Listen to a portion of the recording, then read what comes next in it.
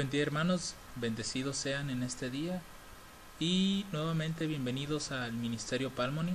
El día de hoy vamos a estudiar un tema muy interesante.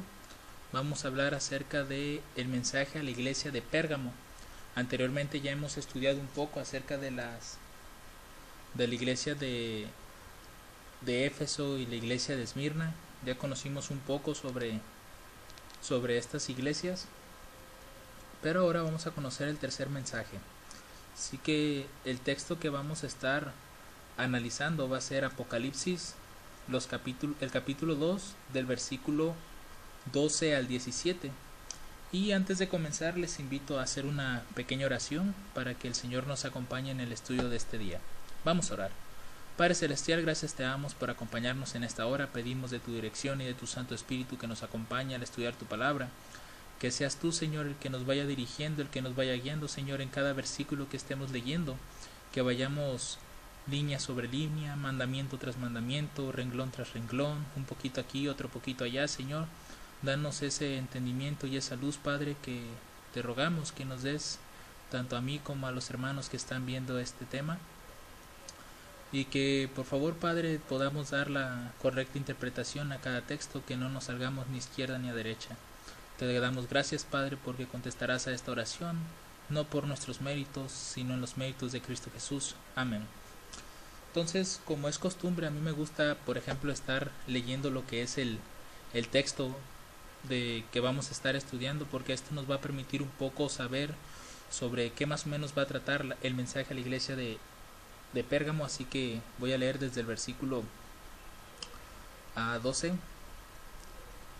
El mensaje a la iglesia de Pérgamo dice así: Y escribe al ángel de la iglesia en Pérgamo, el que tiene la espada aguda de 2 filos dice esto: Yo conozco tus obras y dónde moras, donde está el trono de Satanás, pero retienes mi nombre y no has negado mi fe, ni aun en los días en que Antipas, mi testigo fiel, fue muerto entre vosotros, donde mora Satanás. Pero tengo unas pocas cosas contra ti, que tienes ahí a los que retienen la doctrina de Balaam, que enseñaba a Balac a poner tropiezo ante los hijos de Israel, a comer de cosas sacrificadas a los ídolos, y a cometer fornicación. Y también tienes a los que retienen la doctrina de los nicolaitas, la que yo aborrezco. Por tanto, arrepiéntete, pues si no, vendré a ti pronto, y pelearé contra ellos con la espada de mi boca. El que tiene oído, oiga lo que el Espíritu dice a las iglesias. Al que venciere, daré a comer del maná escondido, y le daré una piedrecita blanca, y en la piedrecita blanca escrito un nombre nuevo, el cual ninguno conoce sino aquel que lo recibe. Bueno, estos son los textos que vamos a estar analizando en este día. Así que vamos a comenzar a conocer un poco la iglesia de Pérgamo. Algunos datos curiosos o interesantes que podemos destacar de este lugar es que está ubicada sobre una colina 48 kilómetros al norte de Esmirna. Algo también que podemos destacar de Pérgamo es su significado, que es elevación o altura. No por nada en la historia fue colocada esta ciudad o fue construida sobre una colina. Ahora, tenía una biblioteca con más de 200,000 libros. En este lugar fue donde se originaron los famosos pergaminos, aquellas tiras largas de papel que eran como enrolladas. Y finalmente, algo que cabe destacar grandemente de esta iglesia es que tenía un espíritu lleno de popularidad, prosperidad, comodidad, orgullo y política mundana y apostasía. ¿Por qué? Si ustedes recuerdan, acaba de pasar una transición de Esmirna a Pérgamo. Recuerden que en Esmirna acababan de terminar las persecuciones en el año 313 con el edicto de Milán por Constantino, que hacía de la religión cristiana permitida en el Imperio Romano. Entonces, a causa de esto, bueno, los cristianos dejaron de ser perseguidos, la consagración disminuyó, y bueno, esto causó que, a causa de la comodidad, pues nuestros hermanos de la iglesia de Pérgamo pues se empezaron a llenar de estas cualidades: apostasía, comodidad, orgullo, mundanalidad, etc. Recuerden que el nombre claramente corresponde a sus características. A Pérgamo, recuerden, es elevación o altura. Entonces, más que nada, los hermanos de esta época pues se elevaron a causa de que pues estaban siendo prosperados grandemente por el gobierno romano. Entonces vamos a ver nuevamente, vamos a a leer los versículos uno por uno y vamos a sacar lo más que podamos de estos textos. El versículo 12, que es donde comienza la iglesia de Pérgamo, dice así: escribe al ángel de la iglesia en Pérgamo, el que tiene la espada aguda de 2 filos. Ahora, si nosotros buscamos en la escritura y vemos qué simboliza una espada o cuál sería su interpretación, podemos encontrar 2 textos bíblicos. Uno es Hebreos 4:12, que menciona: porque la espada de Dios es viva y eficaz, y más cortante que toda espada de 2 filos, y penetra hasta partir el alma y el espíritu, las coyunturas y los tuétanos, y discierne los pensamientos y las intenciones del corazón. Como ven, esta espada aguda de 2 filos es claramente la misma que nos está hablando el libro de Hebreos, y Hebreos nos dice que esta espada representa la palabra de Dios. Quiere decir que cuando Jesús se presenta a la iglesia de Pérgamo como aquel que tiene la espada aguda de 2 filos, es decir, se presenta aquel como el que tiene la palabra de Dios o el que tiene la verdad. En el libro de Efesios, por otra parte, en el capítulo 6, versículo 17, nos dice: y tomad el yelmo de la salvación y la espada del Espíritu, que es la palabra de Dios. Entonces, este es como un segundo testigo para verificar que verdaderamente una espada aguda de 2 filos representa la palabra de Dios.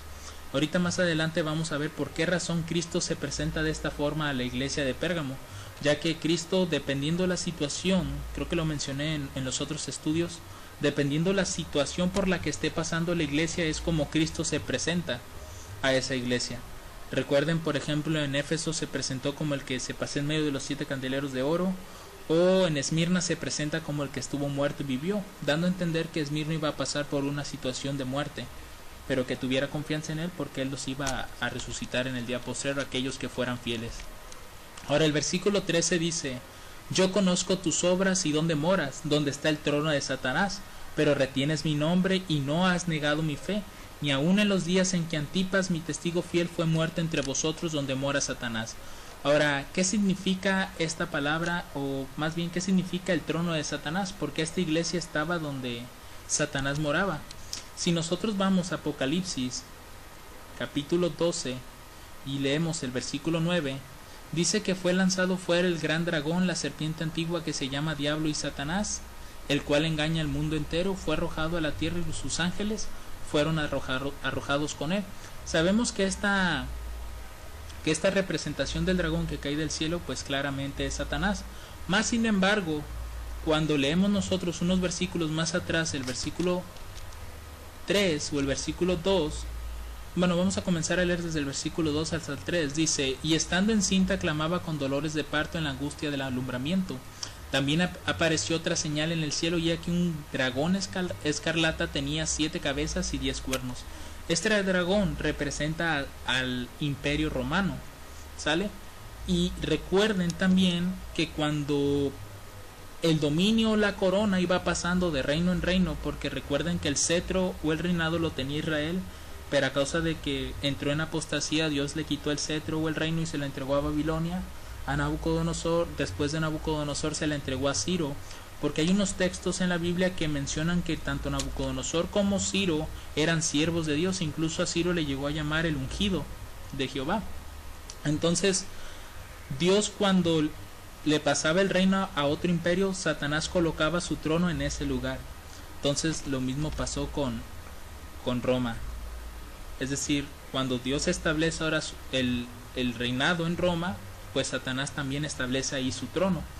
Entonces, ¿por qué menciona aquí: yo conozco tus obras y donde moras, donde está el trono de Satanás? Porque, según la historia, encontramos que en el año 133 a.C., el rey efímero Átalo III legó en su testamento el reino de Pérgamo al pueblo romano. Bajo el control del imperio romano, Pérgamo se convirtió en la capital de la provincia romana de Asia Menor. Entonces, no por nada el texto menciona que la iglesia de Pérgamo se encontraba donde estaba el trono de Satanás, porque Pérgamo en un momento anterior pues era un pueblo o un reino pues apartado de Roma, pero a causa de este testamento pues llegó a establecerse en el trono de Satanás. Ahora, ¿quién es Antipas, mi testigo fiel, que fue muerto entre vosotros, donde mora Satanás?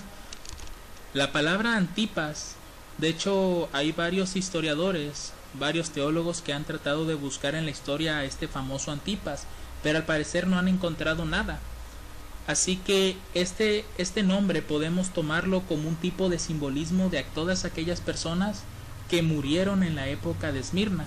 ¿Por qué razón? Porque Antipas, mi testigo fiel, fue muerto entre vosotros. Quiere decir que todas aquellas personas que murieron en Cristo fueron muertas en donde mora Satanás, es decir, en Roma. Ahora, esta palabra Antipas está conformada por dos palabras, anti y pas, que anti significa en contra y pas es una abreviación para decir padre o papa. En otras palabras, Antipas significa en contra del papa. Es por eso que el texto menciona de esta manera, ni aun en que Antipas, es decir, todas aquellas personas que estaban en contra del papado por todas las cosas que estaba haciendo en el reinado, es decir, perseguir a los cristianos, pues fue una persona fiel. Entonces por eso menciona aquí que Antipas fue un testigo fiel que murió donde estaba Satanás. Ahora los versículos 14 y 15, aquí es una parte muy interesante porque en Pérgamo ya se introducen no una, sino dos doctrinas de diferentes personajes de la Biblia. Dice el versículo 14, pero tengo unas pocas cosas contra ti, que tienes ahí a los que retienen la doctrina de Balaam, que enseñaba a Balac a poner tropiezo ante los hijos de Israel, a comer de cosas sacrificadas a los ídolos y a cometer fornicación. Y también tienes a los que retienen la doctrina de los Nicolaitas, la que yo aborrezco. Es decir, que aquí tenemos dos personajes que estaban en la iglesia de Pérgamo. Tenemos por una parte a la doctrina de Balaam y también por otra parte tenemos la doctrina de los Nicolaitas. Ahora nosotros conocimos mediante el estudio que tuvimos en Éfeso que los Nicolaitas pues eran gnósticos y a causa de eso pues ellos permitían el violar la ley de Dios. Es decir, ellos podían hacer con su cuerpo lo que quisieran, ya que ellos separaban lo que era el alma del cuerpo. Entonces mientras uno, por ejemplo, fornicaba o adulteraba, robaba o cualquier tipo de cosas carnales o que conllevara el cuerpo a llevarlo a pecar, pues el alma se mantenía pura. Entonces si tú mueres, pues el alma solamente sale de tu cuerpo y va al cielo. O sea, no tenía como un significado el ser cristiano para ellos. Entonces vamos a ver primeramente la doctrina de Balaam, para después pasar a la doctrina de los Nicolaitas solamente como un breve resumen. Y al final vamos a juntar ambas doctrinas para conocer qué fue lo que realmente se introdujo en la iglesia de Pérgamo. Ahora, si queremos conocer la doctrina de Balaam, primero debemos ir a Números capítulo 31 versículo 16. Dice que he aquí por consejo de Balaam, ellas fueron causa de lo que los hijos de Israel prevaricasen contra Jehová en lo tocante a Baal peor, por lo que hubo mortandad en la congregación de Jehová. Ahora Números 25 del 1 al 3 nos dice qué fue lo que ocurrió, qué hicieron estas mujeres, porque aquí muestra la palabra ellas. Dice que fueron como tropiezo a los hijos de Israel. Dice que moraba Israel en Sitín y el pueblo empezó a fornicar con las hijas de Moab, las cuales invitaban al pueblo a los sacrificios de sus dioses, y el pueblo comió y se inclinó a sus dioses, y así acudió el pueblo a Baal peor, y el furor de Jehová se encendió contra Israel. ¿Qué está pasando aquí? Nosotros sabemos por medio de la historia que Balaam quiso maldecir al pueblo, pero no pudo, sino que Dios hizo que bendijera al pueblo 3 veces. A causa de esto, Balaam le dijo al rey de Moab que él no podía maldecir al pueblo porque el pueblo pues no estaba en desagrado o no estaba pecando delante de Dios, era un pueblo santo. Entonces lo que le aconsejó Balaam al rey de Moab fue que hiciera pecar a los hijos de Israel. ¿Y cómo lo hicieron? Bueno, mandaron a las hijas de Moab para que los seducieran y los invitaran a sacrificar a sus dioses. Entonces dice que el dios principal al que ellos adoraban era conocido como Baal peor. Pero ¿quién era este dios o qué representa este dios? La palabra Baal peor, Baal viene de señor, y este Baal era conocido como el dios sol. Quiere decir que lo que hizo Balaam o lo que hicieron los hijos de Moab fue que introdujeron la adoración al sol en el pueblo de Israel. Ahora, el dios sol, hermanos, ha estado presente en diferentes culturas. Por ejemplo, con los griegos era conocido como Helios, el dios del sol. En los aztecas también tenemos al dios Sol, y con los egipcios también tenemos al dios Sol. Entonces, ¿por qué razón cada cultura tiene el dios Sol? Algo interesante que hay que destacar era que todo esto proviene desde Babilonia, desde la Torre de Babel. El nieto de Noé, Nimrod, él fundó la ciudad de Babel y también creó un sistema religioso pagano en contra de Dios. No sé si ustedes recuerden que el texto, cuando habla de Nimrod, menciona vigoroso cazador ante Jehová. La palabra ante Jehová significa en contra de. Entonces este Nimrod fue un hombre que estuvo en contra de Jehová y él hizo su propio sistema de adoración. Entonces él edificó la Torre de Babel, y cuando Dios descendió y confundió las lenguas, pues como todos tenían una sola lengua y todos conocían el sistema pagano que había hecho Nimrod, pues cada uno de ellos se llevó a su cultura las personas que hablaban su misma lengua se llevaron esas creencias, y lo único que hicieron fue cambiarles los nombres de acuerdo a su idioma, y ya pues les fueron agregando otras características al Dios. Entonces pues desde ahí viene todo esto.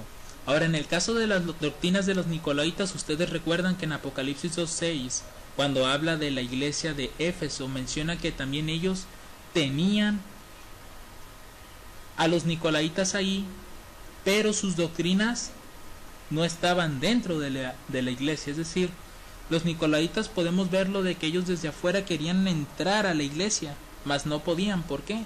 Recuerden el texto: pero tienes esto, que aborreces las obras de los Nicolaitas, las cuales yo también aborrezco. Es decir, Éfeso estaba como despierto ante las doctrinas de los Nicolaitas, y por eso no permitían que entraran a la iglesia. Pero cuando nosotros vamos a Apocalipsis 2:15 y Jesús retoma el tema de los Nicolaitas, dice aquí que también tienes a los que retienen la doctrina de los Nicolaitas, la que yo aborrezco. Es decir, que Éfeso por una parte aborrecía las obras, pero Pérgamo ya no. Es decir, que estos Nicolaitas ya estaban incluso dentro de la iglesia. Entonces, si ustedes recuerdan, en el caso de los Nicolaitas, bueno, pues ya les mencioné que eran gnósticos. Ellos no aceptaban que Jesús hubiese venido en carne.